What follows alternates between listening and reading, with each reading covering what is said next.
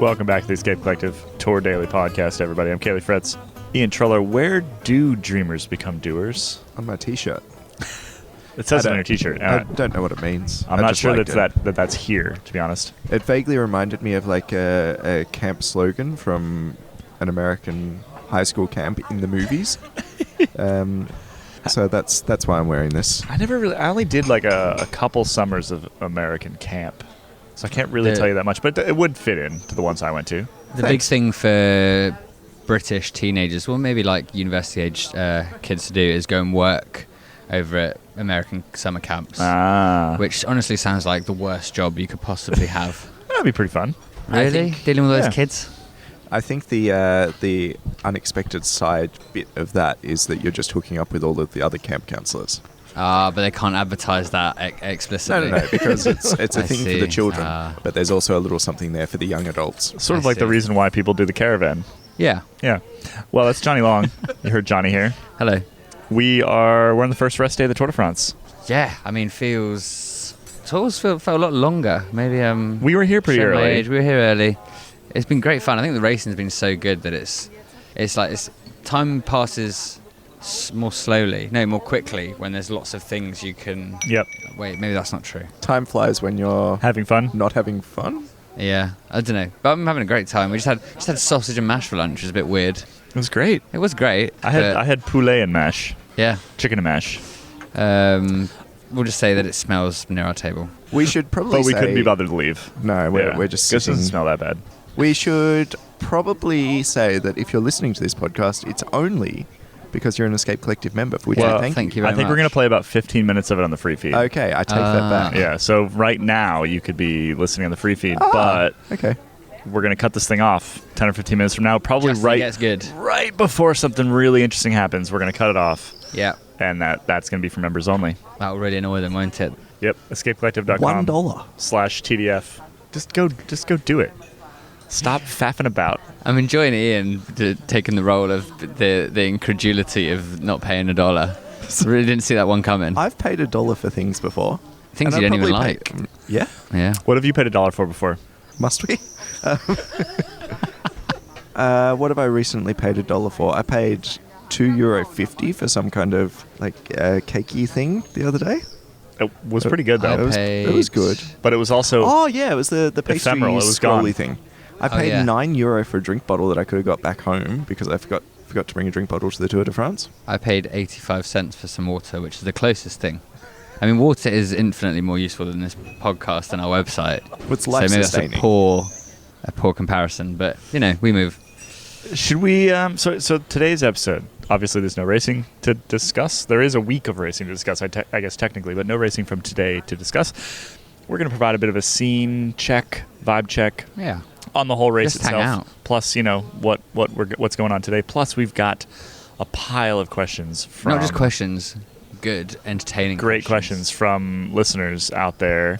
We're going to try to answer a bunch of those. So maybe we'll sort of bop back and forth here. We'll do some questions and we'll come back into other things. So why don't we start with a question that, well, Jonny, you actually genuinely are possibly the world expert in. Or at least your dad is. I managed to do some reporting by which I texted my dad. So let's hear the question. Okay, question for the experts. Today, while watching Stage 3, I saw the France TV helicopter fly over the cathedral in Aube, and coincidentally, the church bells were ringing in a very consistent, easy-to-hear way that seems like you really wouldn't be able to hear that over the helicopter's noise. So my question for you is, when we hear church bells coming from French, or in this case, Italian cathedrals / churches / whatever, are those the actual church bells, or are they dubbed in later? I don't think we got a name on this question, but it was a great question. It came in stages ago. One of the first ones that was in. We saved it because it was a good one, and we saved it because we had an answer. Jonny. So what I'll say first of all is, having been near these churches with bells at the tour, they do ring them. They ring them all day because it's like a little celebration. The one near us just rang. Exactly. All of the bells and whistles come out. But I have found out, so the way the TV broadcast and the tour works is that you have like a central broadcaster, which is like France TV. So they do they're the directors like chopping the different cameras, deciding what to show, which is why we see loads and loads of the French riders. Yeah. Regardless of That's why you get like Rob Hatch apologizing sometimes for things that you're looking at. Yeah, when there's something that's much more interesting happening in the race. He has no control over it at all. Yeah, exactly. And then what happens, then all the other broadcasters then take the feed, they can put their own graphics on, own commentary, all that sort of stuff.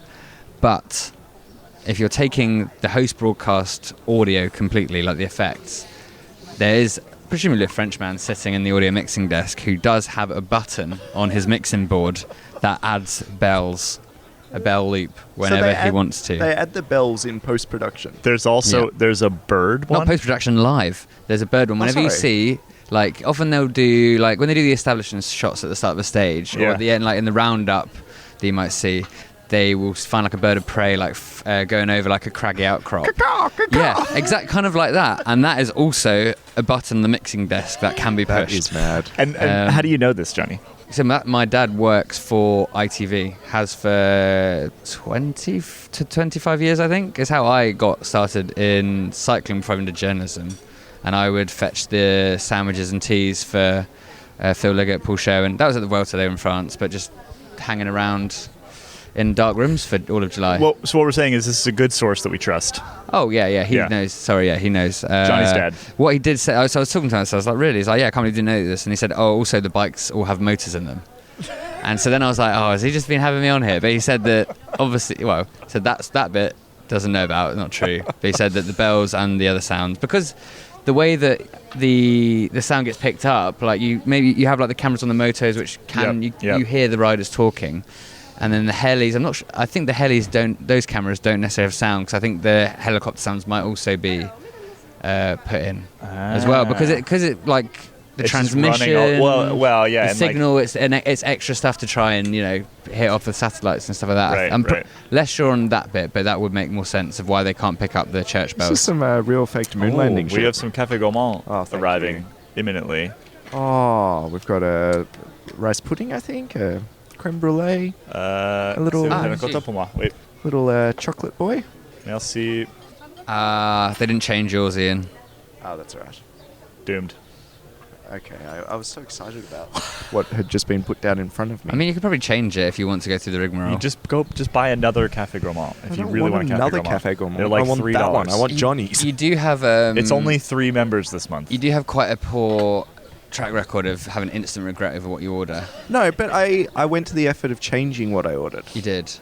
And that doesn't work in France though sometimes. Yeah, and you did it in English. Oh well, such is life. Anyway, that was the question. That was the question. Good answer. Set the scene for me, Iain.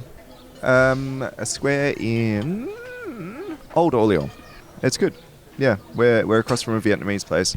We are in an old bistro kind of thing that's been here since the 18th century. 1855, but I believe now, looking around at the signs, it is part of some sort of bistro conglomerate. Yeah. Isn't 1855 the 19th century? Oh, yeah. Yes, it is.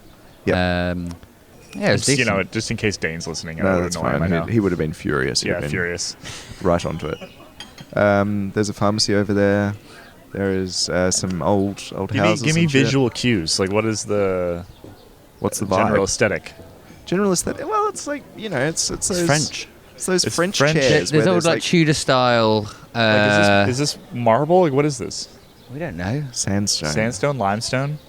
There's like the old Tudor sort of wooden cross hatch sort of. Orléans isn't that far building. from Paris. It's the same stone that Paris is made out of, which I should know what stone that is. I don't think Paris is made out of a single lump of rock, Caley. Well, it's all made from the same couple quarries. Yeah. Yeah. That's why it's all very light. Yeah, but the city of light. Carved it. Huh? But never mind. Yeah. That's very pedantic of you. Who did we see at the cafe just sitting over there? That was nice. Oh yeah, when we walked in. So we saw Yves Lampart sitting with his family, and then we went around the corner of the cafe and we saw all of the Soudal Quickstep bikes lined up in a nice little row. And it turns out that they were all there in their little civilian, like their training kit, having a lovely time, having a coffee. So I think we found the good coffee place in Orléans.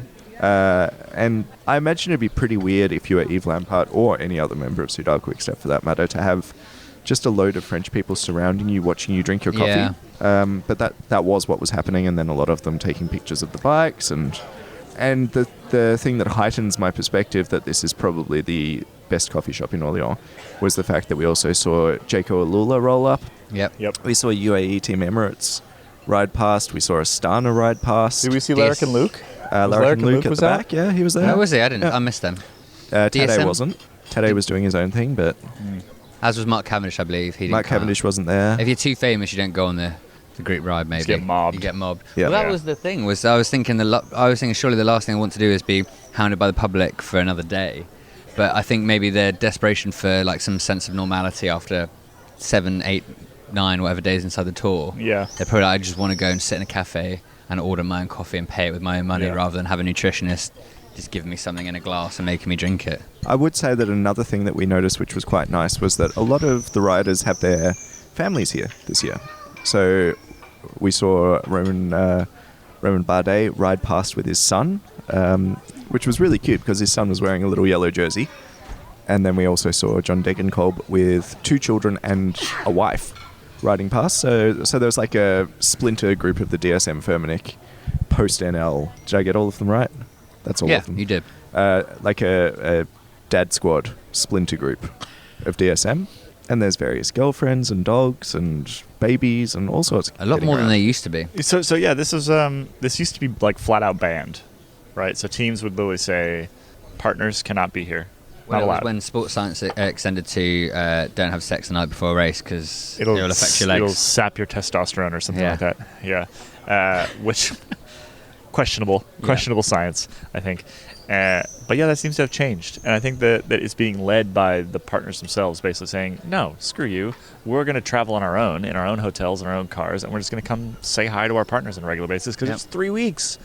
And they miss their children. It's 4 by the time you do all the training camp shit. And not including altitude camp beforehand, right? So it's a lot of time gone, and I think it's a good thing. I think it's a good thing to, bring a bit more normalcy to normalcy. Normalcy. What the hell word is that? Normalcy. I prefer normalcy to normalcy. To the tour. I think it's also a bit more of a 21st century as opposed to 17th century mentality to think that having your family around might actually be positive for your morale. You might actually like your family. This isn't Mad Men. It's not Don Draper's at the office having to, Yeah. They seem to like their families. Just good. There's lots of like hugging and crying and stuff. In More lines of these that. days. Yeah, it's great stuff. Should we so we have an early corrections corner. Should this be the point? How long have we done? Should we? No, we're going to cut them off right before finish juice. For what? Finish juice. Oh, I don't know about that. I'm looking forward to that.